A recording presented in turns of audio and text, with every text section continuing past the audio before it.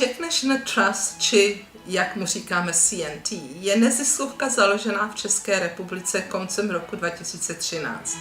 Jeho hlavní cíl je záchrana historických budov, zahrad a historické krajiny, tedy to, co tvoří kulturní dědictví naší země, a to hlavně dobrovolnictvím a zapojením komunit.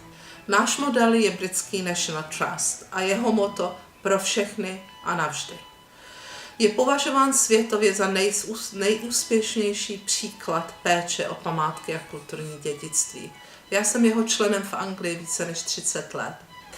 Byl založen koncem 19. století, stará se o více než 350 historických památek, nesčetné historické zahrady, má 4,5 milionu členů a roční příjem 494 milionů liber, a to vše z členské základny a z donorů. Ale ta hlavní věc je, že má 65 000 dobrovolníků, kteří trustu dali loni 4,5 milionu hodin dobrovolnické práce. Začali jsme s pilotním projektem na Moravě, který nyní vlastníme a který byl otevřen minulý červen panem ministrem Hermanem a rakouským ambasadorem doktorem Grubmayerem. Hrobka Marie Eschenbachová je poměrně drobná stavba v porovnání s nějakým zámkem nebo hradem, není to nic závratného, obrovského.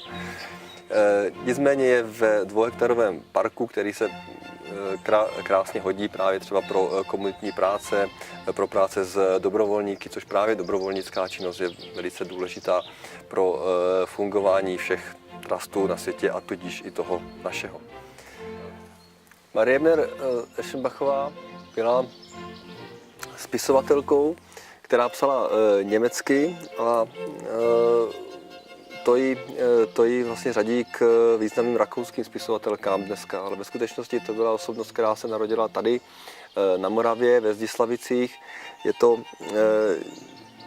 potomek významného českého rodu Dubských. Její literární činnost právě je ta, která je dneska světově známou, světově proslulou, což se nedá říct o českém prostředí, kde o ní příliš mnoho nevíme. Hrobka je zajímavá tím, že má 2 patra, to znamená, my říkáme 2 krypty, je to ta spodní a horní. A opravdu je zde soustředěno vlastně asi 18 předků rodu Dubských. Spodní krypta dlouhá léta trpěla vlastně přílišnou vlhkostí, která sem byla dotována díky nefunkčnímu odvodňovacímu systému, který tu historicky fungoval. Dneska právě díky investice Zlínského kraje a Ministerstva kultury máme hrobku odvodněnou, ale musíme trpělivě počkat, než opravdu vlastně zdivo a celá ta konstrukce suterénu hrobky postupně ztratí tu předběžnou vlhkost, abychom dál mohli pokračovat s její opravou.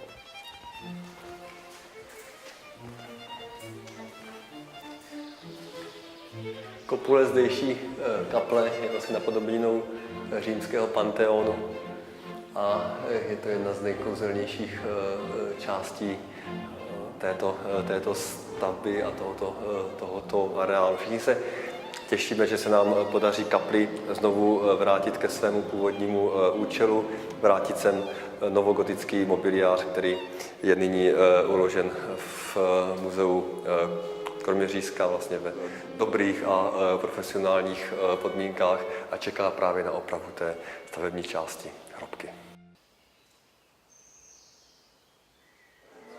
Tak existuje několik projektů, které by CNT chtěla uskutečnit v Praze.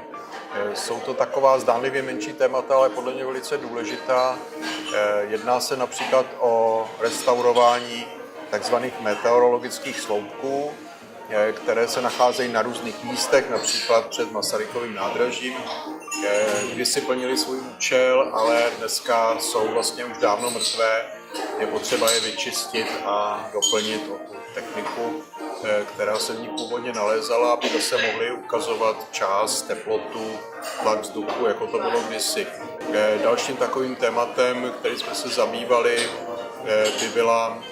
bylo restaurování barokní plastiky a její orámování od architekta Emila Králíčka, která se nachází vedle domu Diamant a taky současně vedle kostela barokního Nejsvětější Trojice. Je to velice zajímavý kubistický prvek, je to orámování, je tedy kubistické, plastika je samozřejmě starší a nějaká úprava taky prostoru, zahrádky, který se nachází za tou plastikou. Dalším tématem potom je obnova některých výtvarných děl v Praze a to děl unikátních. Je to například návrat sochy, plastiky, kterou vytvořil slavný český sochař Otto Gutfreund, která se původně nacházela na atice budovy Škodových závodů, to je stavba 20. let od slavného architekta Pavla Janáka v Ulmanově ulici. Dalším výtvarným dílem je světelná plastika od Zdeňka Pešánka a on vytvořil na funkcionalistické budově Edisonovy transformační stanice v Jindřišské ulici v centru Prahy právě takovou světelnou plastiku, která byla později zničena. Dneska existuje v Národní galerii model téhleté plastiky a my bychom samozřejmě rádi, kdyby se mohla vyrobit další kopie a ta mohla být umístěna na tomto objektu. Pracovní pobyty. Pracovní pobyty jsou taková specifická aktivita, kterou jsme začali pořádat před 3 lety. Inzerujeme to mezinárodně, nejvíce nám hlásí lidi z Anglie a je to taková směs, je zajímavé, že půl na půl většinou jsou to buď studenti, anebo důchodci. Čímž vzniká taková jako velice roztomilá kombinace, protože oni se v průběhu toho pobytu vzájemně jako adoptují a krásně spolupracují, krásně si pomáhají. A průběh je takový, oni přijedou v neděli, my se seznámíme, ukážeme, co kde je, co se bude dělat.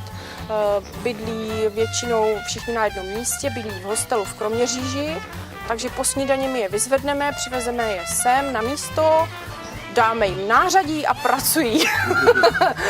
No určitě to není jenom o práci, to v žádném případě. Ona ta skupina většinou už během toho prvního večera se nějak jako stmelí, dají se všichni dohromady, všichni se strašně rychle zkamarádí, bez ohledu na věk nebo co třeba mají, jaké mají povolání. Ti lidi všichni přijedou s tím, že prostě přijeli pracovat, pomáhat, zachránit nějakou památku. Takže tohle věc mají všichni společnou a tím pádem velice rychle najdou společnou řeč a rychle prostě se spřátelí. A třeba lidé, kteří k nám jezdí ze zahraničí, tak je to vyloženě, jsou to lidé, kteří cíleně vyhledávají tento typ cest, tento typ dovolené, protože už vědí, třeba to znají odjinud, že tím, že budou pracovat, tak tu zemi poznají jiným způsobem, než jak by se dozvěděli třeba od cestovní kanceláře. Takže pro ně je to většinou něco, co už znají, co už dělali předtím, anebo to, co vždycky chtěli zkusit. Osobní vztah Czech National Trust. Já teda patřím k zakládajícím členům a můj vztah je to prostě další moje 3. dítě, které občas zlobí, občas je náročné, ale samozřejmě je to úžasné a je potřeba tomu věnovat čas a pro mě je to záležitost na celý život. Takže je to závazek a je to radost. Je to věc, která u nás jakoby trošičku zapadla, řekl možná v určitých institucionálních otázkách minulosti. Zapadlo povědomí o tom, že dědictví naší země není jenom kulturní nebo jenom přírodní, ale že vlastně dědictví je prostě to, co jsme převzali od svých předchůdců a co máme předat svým dětem a máme se na tom nějakým způsobem podílet ve prospěch společnosti. No, co se týče specifikace toho, co dělá ten National Trust ve světě, nebo World Monuments Fund třeba taky po světě, a na rozdíl třeba od UNESCO, tak je v tom, že tady vidím takovou jako konkrétnější pomoc, že se hledá prostě sponzorství hledají se instituce, firmy, které třeba z prestižních důvodů mají zájem na tom zachraňovat památky a ujmou se potom nějakého takového tématu. Vychází každoročně takový sborník těch ohrožených památek světa, kde jsou všechny možné příklady architektury a pro ně se potom hledá to sponzorství. Czech National Trust je samozřejmě teprve na počátku dlouhé cesty. Jsme mladí, existujeme teprve 3 roky a ne více než 100 let jako britský National Trust.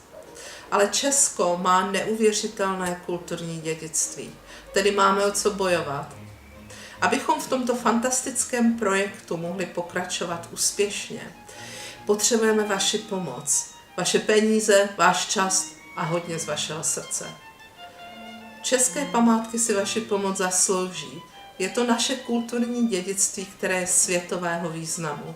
A naše děti by od nás nečekaly nic jiného. Protože památky jsou pro každého a navždy.